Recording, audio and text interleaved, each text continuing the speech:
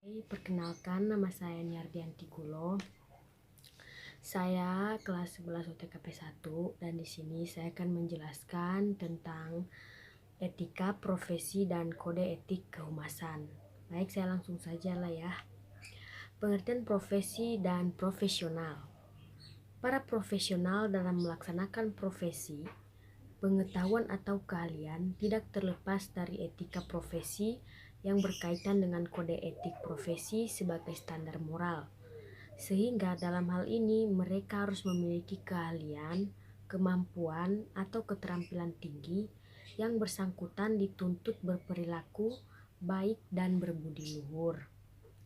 Standar moral. Standar moral adalah pedoman dalam berperilaku atau bertindak sebagai profesional dalam mengambil keputusan dan prosedur yang akan dilakukannya secara objektif serta dapat dipertanggungjawabkan. Istilah profesi berarti memiliki ikatan batin dengan pekerjaannya. Apabila terjadi pelanggaran terhadap janji atau sumpah, profesi tersebut maka dianggap menodai kesucian.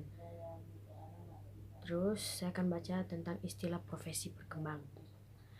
Istilah profesi berkembang menjadi keterampilan atau keahlian khusus seorang sebagai suatu pekerjaan atau kegiatan utama yang diperolehnya dari jalur pendidikan atau pengalaman dan dilaksanakan secara terus-menerus.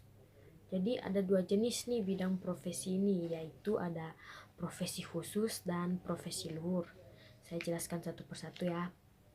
Profesi khusus ialah para profesional yang melaksanakan profesi secara khusus, tidak mendapatkan nafkah atau penghasilan tertentu sebagai tujuan pokoknya. Misalnya, profesi di bidang ekonomi, politik, hukum, kedokteran, dan lain-lain. Terus profesi luhur.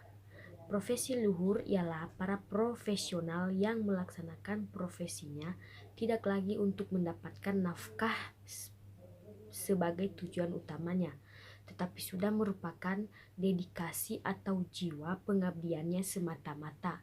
Misalnya, kegiatan profesi di bidang keagamaan, pendidikan, sosial, budaya, dan seni. Terus, bisnis akan berkembang menjadi sebuah profesi yang luhur apabila 1. Pandangan praktis realistis, 2. Pandangan ideal. Terus fokus pertama dari bisnis ini ada 2, yaitu fokus pertama dari bisnis adalah bagaimana melayani dan memenuhi kebutuhan masyarakat. Fokus kedua adalah memperoleh keuntungan berkat pelayanan dan pemenuhan kebutuhan masyarakat itu. Bisnis ini juga mempunyai misi yang luhur, yaitu tidak sekedar mencari keuntungan. Misi ini adalah meningkatkan standar hidup masyarakat, mensejahterakan masyarakat, membuat hidup manusia lebih manusiawi melalui pemenuhan. Terus ada 5 prinsip etika profesi, yaitu 1. Tanggung jawab. Tanggung jawab terhadap pelaksanaan pekerjaan atau fungsinya. Terus tanggung jawab terhadap dampak atau akibat dari tindakan pelaksanaan profesi. Terus kebebasan. Kebebasan ini maksudnya para profesional memiliki kebebasan dalam menjalankan profesinya tanpa merasa takut atau ragu-ragu, tetapi tetap memiliki komitmen dan bertanggung jawab dalam batas-batas aturan main pekerjaan. Ketiga, kejujuran. Kejujuran maksudnya ini adalah jujur dan setia serta merasa terhormat pada profesi yang disandangnya, mengakui kelemahannya dan tidak menyombongkan diri. Keempat, ada keadilan.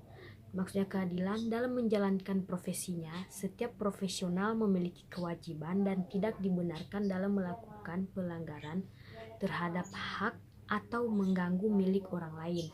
Kelima, otonomi. Dalam prinsip ini, seorang profesional memiliki kebebasan secara otonom dalam menjalankan profesinya sesuai dengan keadilan, pengetahuan, dan kemampuannya. Ya, baik, mungkin sekian yang bisa saya sampaikan. Mohon maaf apabila ada